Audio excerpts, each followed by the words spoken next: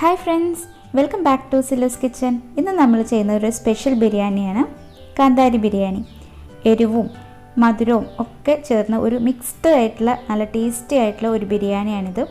കുറച്ചൊരു സ്പൈസി ആയിട്ടുള്ള ബിരിയാണിയാണ്. റൈസിൽ കുറച്ചൊരു സ്പൈസി ഉണ്ട്, മധുരമുണ്ട്, അതുപോലെ കുറച്ചൊരു പുളിയുണ്ട്.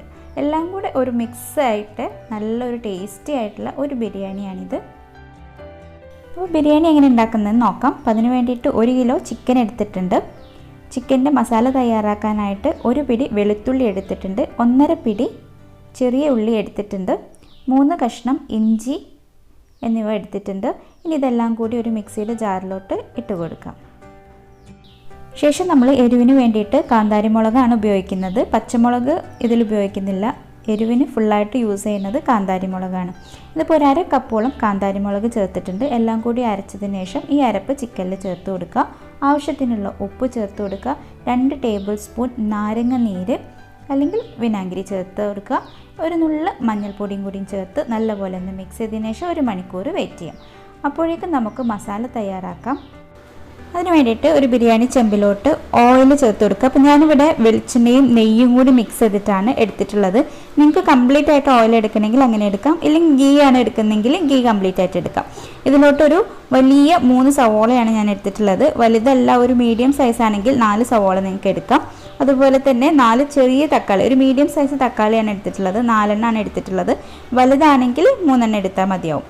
ഇതെല്ലാം കൂടി ചേർത്തിട്ട് ഒന്ന് വഴറ്റിയെടുക്കാം. ഇതിലോട്ട് ആവശ്യമായിട്ടുള്ള ഉപ്പും കുറച്ച് മഞ്ഞളും കൂടി ഇതിലോട്ട് ചേർത്ത് കൊടുക്കുക. ഉപ്പും മഞ്ഞളും ചേർത്ത് കഴിഞ്ഞാൽ ഉള്ളിയൊക്കെ പെട്ടെന്ന് അങ്ങ് വാടിക്കിട്ടും. തക്കാളിയൊക്കെ ഒന്ന് വഴന്നു വന്നാൽ നമുക്കിതിലോട്ട് 1.5 ടീസ്പൂണ് മല്ലിപ്പൊടിയും 1 ടീസ്പൂണ് വലിയ ജീരകം പൊടിച്ചതും 1 ടീസ്പൂണ് കുരുമുളക് പൊടിയും കൂടി ചേർത്ത് കൊടുക്കാം. ഇനി ഇതെല്ലാം കൂടി ഇട്ടിട്ട് ഒന്നുകൂടി ഒന്ന് വഴറ്റിയെടുക്കാം. ബിരിയാണിയിലോട്ട് നമ്മൾ മുളക് പൊടി ഒന്നും ചേർക്കില്ല, പച്ചമുളകും മുളക് പൊടിയും ചേർക്കില്ല. കാന്താരി മുളക് മാത്രമാണ് എരിവിനായിട്ട് യൂസ് ചെയ്യുന്നത്, അതുപോലെ കുരുമുളക് പൊടി. ഇതിലോട്ട് നമുക്കൊരു 2-3 ടേബിൾ സ്പൂണ് തൈര് കൂടി ചേർത്ത് കൊടുക്കുക. പുളിക്കനുസരിച്ച് ചേർത്ത് കൊടുക്കുക കേട്ടോ. എന്നിട്ട് നേരത്തെ നമ്മൾ 1 മണിക്കൂർ മുമ്പ് മാരിനേറ്റ് ചെയ്ത് വെച്ച ചിക്കൻ ഇതിലോട്ട് ചേർത്ത് കൊടുക്കാം. ഇനി നമുക്ക് ഇതിലോട്ട് ഒരു അരപ്പ് ചേർക്കാനുണ്ട്. അത് ഈ ഒരു സമയത്ത് ചേർത്ത് കൊടുത്താൽ മതി, നേരത്തെ തന്നെ അരച്ച് വെക്കരുത്. ഒരു ചെറിയ കഷ്ണം പുതിന ഇലയും ഇത്രയും മല്ലിച്ചപ്പ് എടുത്തിട്ടുണ്ട്. അതുപോലെ കുറച്ച് കരിവേപ്പില, 1 പിടി കരിവേപ്പിലയും കൂടി എടുത്തിട്ട് ഒന്ന് നല്ലപോലെ ഒന്ന് അരച്ചെടുത്തിട്ട് ഈ അരപ്പ് നമ്മുടെ ചിക്കനിലോട്ട് ചേർത്ത് കൊടുക്കുക. പുതിനയുടെ ഇല കൂടിപ്പോകരുത്, നമ്മൾ അരച്ച് ചേർക്കുന്നത് കാരണം അതിൻ്റെയൊക്കെ ഫ്ലേവർ നന്നായിട്ടുണ്ടാവും. അപ്പോൾ പുതിനയുടെ ഇല എടുക്കുമ്പോൾ ശ്രദ്ധിക്കുക, പുതിനയുടെ ചൊവയായിരിക്കും കൂടുതൽ വരിക. ഒരു ചെറിയ കഷ്ണം തന്നെ മതി. പിന്നെ മല്ലി എടുക്കുന്നുണ്ട്, കരിവേപ്പിലയും ഇത്രയും ചേർത്ത് അരച്ചിട്ട് ചേർത്ത് കൊടുത്തതിന് ശേഷം ഒരു 10 മിനിറ്റ് നമുക്കത് അടച്ചു വെച്ചിട്ടൊന്ന് വേവിച്ചെടുക്കാം. ഇനി അപ്പോഴേക്കും നമുക്ക് റൈസ് ഒന്ന് തയ്യാറാക്കാം. ഞാൻ കുക്കറിലാണ് റൈസ് വെക്കുന്നത്. നിങ്ങൾക്ക് തിളപ്പിച്ചിട്ട് എടുക്കണം, റൈസ് എടുക്കുന്നതിന് അങ്ങനെ ചെയ്യാം.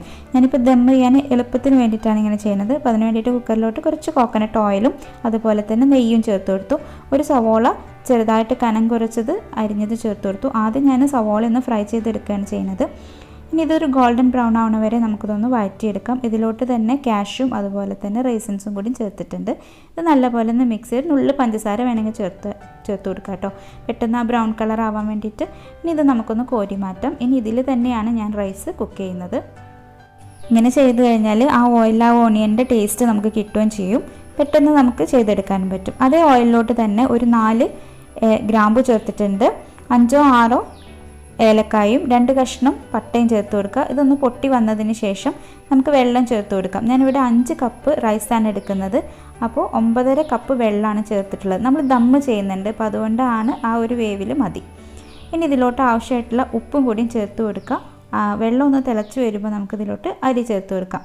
ഞാൻ 5 കപ്പ് റൈസാണ് കേട്ടോ എടുത്തിട്ടുള്ളത്. അത് നല്ലപോലെ ഒന്ന് വാഷ് ചെയ്തിട്ട് വാർക്കാൻ വേണ്ടി വെച്ചിരുന്നു. അതിനുശേഷം ഇതിലോട്ട് വെള്ളം തിളച്ചതിന് ശേഷം അരി ഇതിലോട്ട് ചേർത്ത് കൊടുക്കുന്നുണ്ട്. ഇനി ഇതൊന്ന് തിളച്ച് കഴിഞ്ഞാൽ നമുക്ക് കുക്കറൊന്ന് അടച്ചു വയ്ക്കാം. ഇനി മുകളിൽ കൂടെ സ്റ്റീം വരുന്ന സമയത്ത് ഇതിൻ്റെ വെയിറ്റ് ഇട്ട് കൊടുക്കാം. വെയിറ്റ് ഇട്ടതിന് ശേഷം ഒരു 2-3 മിനിറ്റ് ലോ ഫ്ലെയിമിൽ വെക്കുക, എന്നിട്ട് ഓഫ് ചെയ്യാം.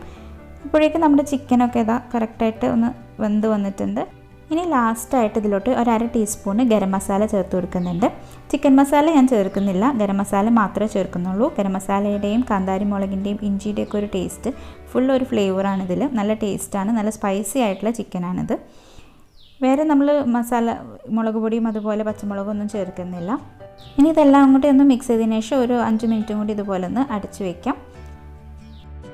ചിക്കനിൽ കുറച്ച് ഗ്രേവി ഉണ്ടാവും, അത് നമുക്ക് ആവശ്യമുണ്ട്. നമ്മൾ റൈസിലോട്ട് ചേർക്കാൻ വേണ്ടിയിട്ട് ഈ ഗ്രേവി നമുക്കൊന്ന് മാറ്റി വെക്കണം.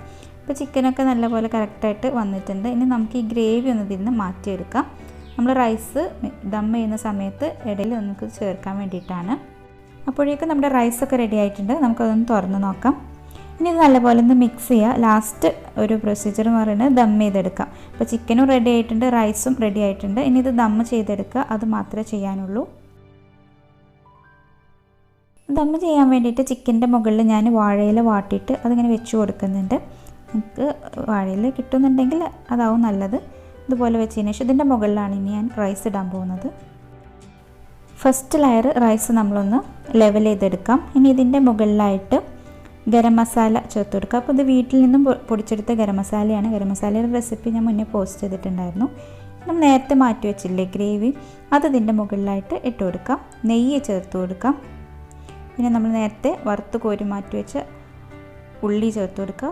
പിന്നെ നമ്മൾ ചേർത്ത് കൊടുക്കേണ്ടത് പൈനാപ്പിളും ടൂട്ടി ഫ്രൂട്ടിയാണ്. അപ്പോൾ അതൊരു മധുരത്തിന് ചെറിയൊരു മധുരം, നമ്മൾ റൈസ് കഴിക്കുമ്പോൾ ചെറിയൊരു മധുരം കിട്ടാൻ വേണ്ടിയിട്ടാണ് നമ്മൾ പൈനാപ്പിളും ടൂട്ടി ഫ്രൂട്ടിയും ചേർത്ത് കൊടുക്കുന്നത്. പൈനാപ്പിൾ ഓവറായിട്ട് ചേർത്ത് കൊടുക്കേണ്ട കേട്ടോ. ഇതുപോലെ എല്ലാ ലെയറും നമ്മൾ കംപ്ലീറ്റ് ചെയ്തെടുക്കുക. ഗരം മസാല ചേർത്ത് കൊടുക്കുക, നമ്മൾ ഗ്രേവി ചേർത്ത് കൊടുക്കുക, ഫ്രൈ ചെയ്ത് വെച്ച ഓണിയൻ ചേർത്ത് കൊടുക്കുക, ടൂട്ടി ഫ്രൂട്ടിയും പിന്നെ പൈനാപ്പിളും ചേർത്ത് കൊടുക്കുക. ഇതുപോലെ എല്ലാ ലെയറും കംപ്ലീറ്റ് ചെയ്തെടുക്കാം. നെയ്യിൻ്റെ എമൗണ്ട് ഞാൻ പറയുന്നില്ല, അത് ഓരോരുത്തരുടെയും ഇഷ്ടത്തിനനുസരിച്ച് ചേർത്ത് കൊടുക്കുക. ഞാൻ അത്യാവശ്യം നെയ്യ് ചേർക്കുന്നുണ്ട്. ഇപ്പോൾ വീട്ടിലുണ്ടാക്കിയ നെയ്യാണ്. വീട്ടിലെങ്ങനെ നെയ്യ് ഉണ്ടാക്കുക എന്നുള്ള റെസിപ്പിയൊക്കെ നമ്മൾ കഴിഞ്ഞ ദിവസം പോസ്റ്റ് ചെയ്തിട്ടുണ്ടായിരുന്നു. ഇനി ഇതെല്ലാം കൂടി ഒന്ന് പ്രസ് ചെയ്തെടുക്കുക. അതിനുശേഷം നമുക്ക് ദമ്മ് വയ്ക്കാം. സ്റ്റവ് ടോപ്പിൽ ദം ചെയ്യുമ്പോൾ ഞാൻ ഡയറക്റ്റ് ബിരിയാണി ചെമ്പ് ഫ്ലെയിമിലോട്ട് വെക്കാറില്ല. ആദ്യം ഒരു പ്ലേറ്റ് വെച്ചതിന് ശേഷം അതിൻ്റെ മുകളിലാണ് ബിരിയാണി ചെമ്പ് വെക്കാറ്.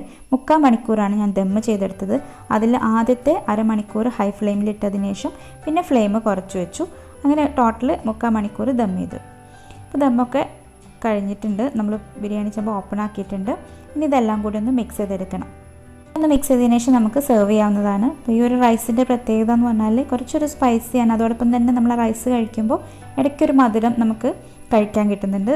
ചിക്കനാണെങ്കിൽ വളരെ സ്പൈസിയാണ്, നല്ല ടേസ്റ്റാണ് കഴിക്കാനായിട്ട്, ഒരു പ്രത്യേക ഫ്ലേവറുമാണ്.